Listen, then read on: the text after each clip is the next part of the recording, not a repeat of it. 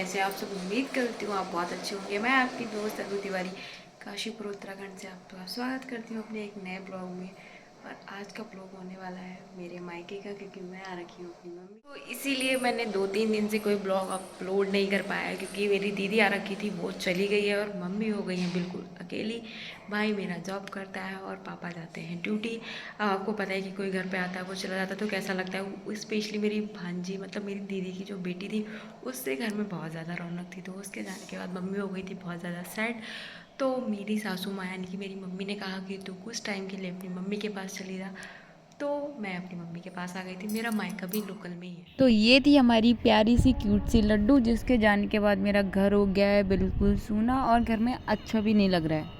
ससुराल और मायका दोनों लोकल में ही होने के बहुत ज़्यादा फ़ायदे होते हैं। आपकी कभी भी कहीं भी नीड हो सकती है, तो आप कभी भी ससुराल पहुंच सकते हैं और कभी भी मायके पहुंच सकते हैं। मेरी तरह किस किस का ससुराल और मायका दोनों लोकल में है, मुझे कमेंट में ज़रूर बताएं। मम्मी कर रही थी मशीन पे काम, होने लगी थी प्याज, तो मैं उन्हें पानी देने आई थी। खाने में एक सब्जी थी टमाटर आलू की और दूसरी थी भिंडी, क्योंकि मुझे टमाटर आलू खाना थोड़ा कम पसंद है, मैं ज़्यादा पसंद नहीं करती। उसके बाद मम्मी मुझे आवाज़ दे रही है कि भाई चाय बना लो, पापा चाय पियेंगे। सुबह से ये हमारी तीसरी चाय थी। मैं तो खैर दूसरी पी रही हूँ, पर मम्मी की तीसरी चाय प्याज थी। के छिलके मैं बहुत ही ज़्यादा संभाल के रखूँगी, क्योंकि मेरी मम्मी को गार्डनिंग करने का बहुत शौक है और वो प्याज के छिलकों का पानी अपने पौधों में डालती हूँ।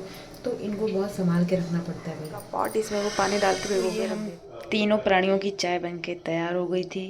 ये थी सुबह की तीसरी चाय। तो मम्मी तब तक अपना मशीन में काम कर रही थी, तो मैंने सोचा पापा की ड्यूटी का टाइम हो रहा है तो भिंडी मैं ही बना देती हूँ, वरना फिर पापा को ड्यूटी के लिए लेट हो जाता। तो मैंने भिंडी बना दी थी। उसके बाद मैं चाय पी रही थी। फिर मैं थोड़ी देर रिलैक्स होकर आराम से बैठकर चाय पी रही थी और पापा कह रहे थे ये क्या कर रही है। फिर उसके बाद मैंने रोटी बनाना शुरू कर दिया था, क्योंकि मम्मी मशीन पे काम कर रही। तो मैंने कहा कोई नहीं, अब आप मशीन लेके बैठे हो तो आप अपना काम फिनिश कर लो, रोटी मैं पापा के लिए बना दूंगी। हाँ भाई, मेरे पापा के अंदर एक आदत बहुत अच्छी, समझ लो या बुरी, है कि वो रोटी देख के पहचान जाते हैं रोटी किसने बनाई है, और वो ज़्यादातर मम्मी के हाथ की रोटी खाना पसंद करते हैं।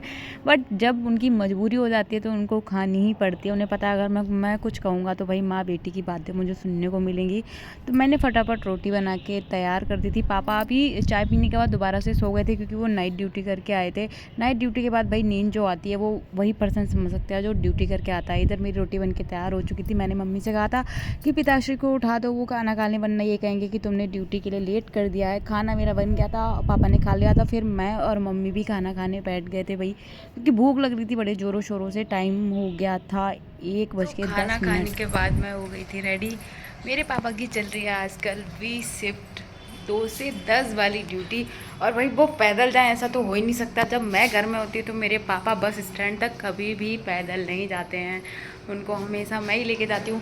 ये खड़ी है मेरी प्यारी सी सवारी, जो कि मेरे लिए ससुराल में भी है और मेरे मायके में भी है। ये हमेशा मेरी बेस्ट फ्रेंड होती है, क्योंकि जब ये होती है तो मुझे किसी की हेल्प की नीड नहीं होती, मैं कहीं भी खुद ही मैंने चली पापा से कहा कि स्कूटी आप ड्राइव करो। देखो हम दोनों सेम कलर के हो रहे थे, बिल्कुल बाप बेटी। ये रास्ता किस किस को पता है? अगर आप काशीपुर से हैं तो मुझे कमेंट सेक्शन में बताना कि ये कौन सा रोड है। भाई क्रॉसिंग हो रही थी बंद, तो मैं पापा को बस स्टैंड तक नहीं ले जा पाई। उन्हें टांडे मोड़ पे बस मिलती है। फिर मैंने पापा को रेलवे स्टेशन पे ही छोड़ दिया था। उसके बाद शाम के बज रहे हैं 6। मम्मी ने पौधों में पानी लगाया और मैं उनके साथ छत पे आ गई थी।